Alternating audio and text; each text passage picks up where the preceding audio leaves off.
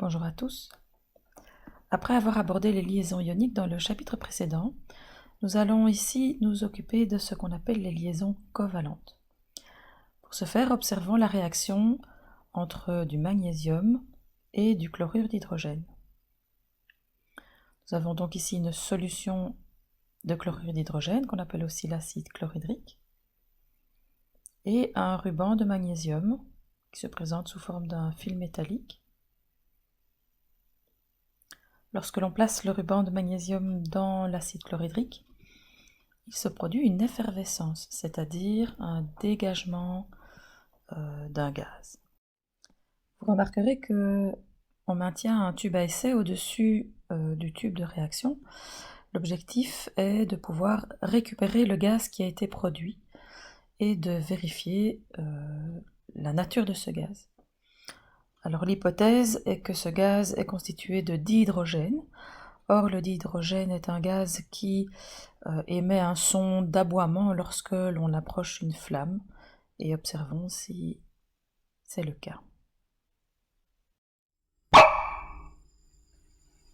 Voici donc le son caractéristique du dihydrogène quand on l'allume.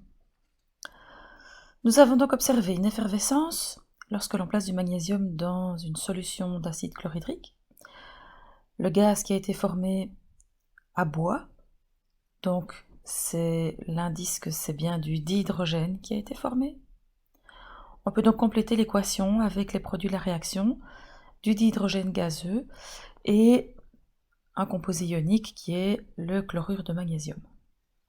La question que l'on peut se poser, c'est finalement comment se sont arrangés les atomes d'hydrogène ensemble, comment se sont-ils associés.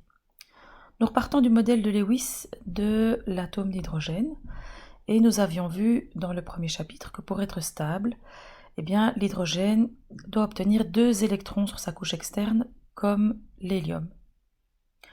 Dans la situation des liaisons covalentes, chaque atome d'hydrogène va mettre ses électrons en commun de façon à créer ce qu'on appelle une liaison entre les deux atomes. C'est une liaison covalente. De cette manière, chacun des 2 atomes d'hydrogène se retrouve entouré de 2 électrons.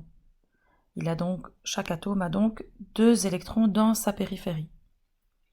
Et de cette façon, le modèle du duet est respecté pour chacun des 2 atomes d'hydrogène. Nous pouvons donc définir une liaison covalente comme étant, on appelle ça aussi une covalence, comme étant la liaison qui résulte d'un partage ou d'une mise en commun d'électrons célibataires. Cette mise en commun permet en fait à chaque atome d'obtenir une stabilité en ayant une couche externe d'électrons qui est complète. Ici, dans le cas de l'HCl, nous voyons que l'hydrogène a 1 électron célibataire et que le chlore a 1 électron célibataire avec 3 doublets. En mettant en commun leurs électrons, l'hydrogène obtient 2 électrons dans sa périphérie, c'est un duet, et le chlore obtient 8 électrons dans sa périphérie, 2 dans la paire électronique qui se trouve dans la liaison et 6 qui se trouvent dans les 3 doublets qui l'entourent. Dans le cas de la molécule d'eau, si nous reprenons le modèle de Lewis, nous avons donc 1 électron célibataire autour de l'hydrogène et 2 électrons célibataires autour de l'oxygène avec les 2 doublets. Les électrons célibataires forment une liaison covalente. L'hydrogène a donc 2 électrons dans sa périphérie et l'oxygène, grâce aux 2 liaisons covalentes, a 8 électrons dans sa périphérie, 2 dans les liaisons et 2 dans les doublets. Alors on va pouvoir définir 2 sortes de liaisons covalentes en fonction de l'électronégativité des atomes qui constituent la liaison. Pour rappel, l'électronégativité est un concept que vous avez déjà étudié et qui correspond à la tendance d'un atome à attirer les électrons dans une liaison. C'est pour cette raison que les gaz rares, qui ne forment jamais de liaison, n'ont pas d'électronégativité. On note l'électronégativité Xi, elle est indiquée dans le tableau périodique, c'est le petit chiffre en rouge en haut à droite des cases.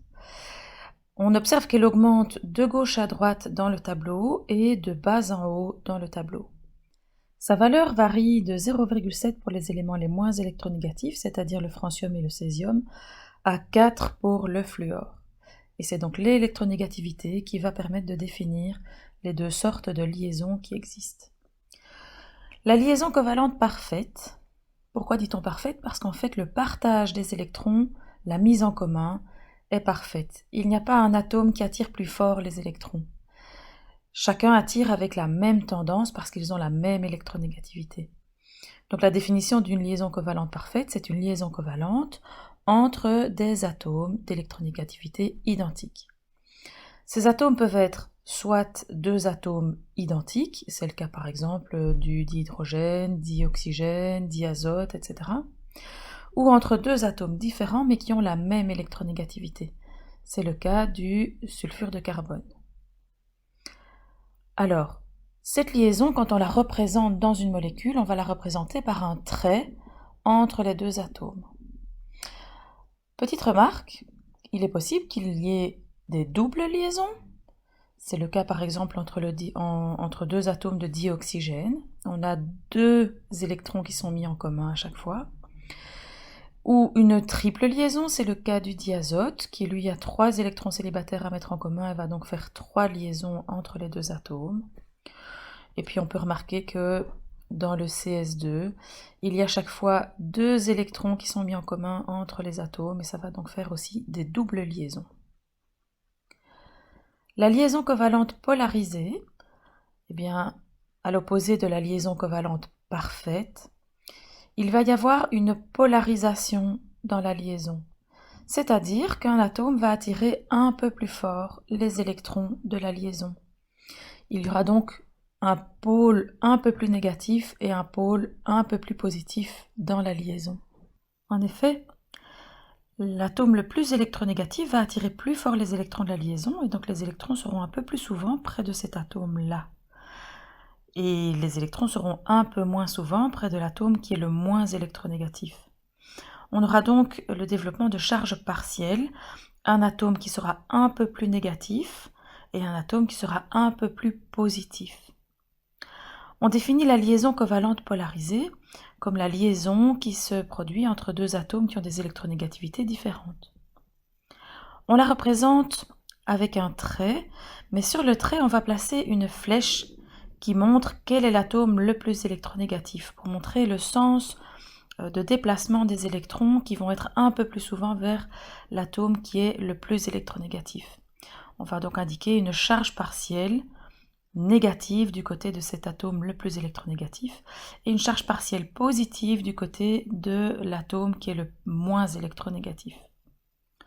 Alors voici un cas concret. Dans la molécule d'HCl, l'hydrogène va partager son électron avec le chlore, mais le chlore est le plus électronégatif. On va donc placer une flèche vers le chlore. Et à côté de chaque atome, on va placer une charge partielle négative à côté du chlore et une charge partielle positive à côté de l'hydrogène. Dans le cyanure d'hydrogène, on a 3 atomes.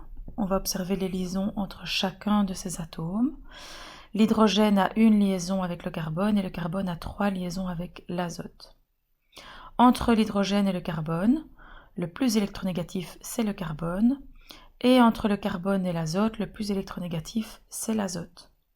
On aura donc une charge partielle positive sur l'hydrogène, 3 charges partielles négatives sur l'azote, et au total sur le carbone, eh bien, 2 charges partielles positives.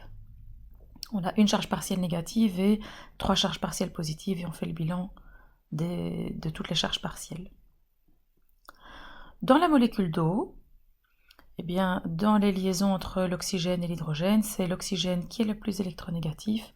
On va donc mettre une charge partielle positive sur l'hydrogène et 2 charges partielles négatives sur l'oxygène. On peut vérifier qu'on a bien placé les charges partielles en faisant le total, puisque le total des charges partielles doit être neutre. Alors nous avons vu que les composés ioniques étaient les composés comme les oxydes métalliques, les hydroxydes et les sels, et qu'ils contiennent toujours un métal dans leur formule générale. Pour les composés covalents, il s'agit des acides, des oxydes non métalliques et des corpures simples non métalliques. Nous allons maintenant voir comment on peut écrire une formule de structure de Lewis à partir des atomes qui constituent la molécule. Dans le cas des composés binaires, prenons comme premier exemple le CH4, donc le méthane.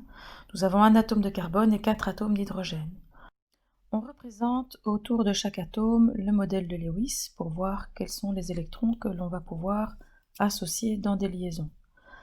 On a donc 4 électrons autour du carbone qui vont s'associer à chaque fois à un électron pour chaque hydrogène. Et on place après les charges partielles ainsi que les flèches sur les liaisons. Dans le cas de l'ammoniac, l'azote a 3 électrons célibataires à partager avec l'hydrogène. On va donc placer l'azote au centre et les hydrogènes autour. On place ensuite les flèches et puis les charges partielles. Dans le cas des composés ternaires, on va fonctionner un petit peu différemment. On va en premier lieu associer chaque fois les groupements OH. Donc, dans le cas de l'acide nitreux, HNO2, on a un hydrogène, un azote et 2 oxygènes. On va d'abord associer H et O. On a ensuite l'azote à placer et quand on a fait ça, il nous reste un oxygène avec 2 électrons à partager avec l'azote. On fait ensuite le placement des différentes flèches et des différentes charges partielles que l'on simplifie après avoir écrit le total. Et au total, nous arrivons toujours à un nombre de charges partielles qui vaut 0, en tout cas qui a un état neutre. Pour l'acide carbonique, il y a 2 atomes d'hydrogène, 3 atomes d'oxygène. On va également commencer par placer les groupements OH. Alors, une fois que ces groupements OH ont été placés, on va placer au centre le carbone, et puis il nous reste 2 électrons à associer avec le dernier oxygène qu'il reste. Et puis après, on place de nouveau les flèches et les charges partielles, de façon à ce que la molécule soit neutre au niveau des différentes charges qui sont placées. Je vous invite à vous exercer avec différentes molécules et vous verrez qu'avec un petit peu d'entraînement, vous y arriverez facilement. Alors, le modèle de l'octet peut expliquer beaucoup de molécules, mais il a malgré tout certaines limites. Il y a des molécules qui existent, qui sont stables et qui ne répondent pas correctement au modèle de l'octet, donc des 8 électrons autour d'un atome. Si on prend ici le PCl5, en partant du phosphore, on a 3 électrons célibataires que le phosphore peut partager avec le chlore.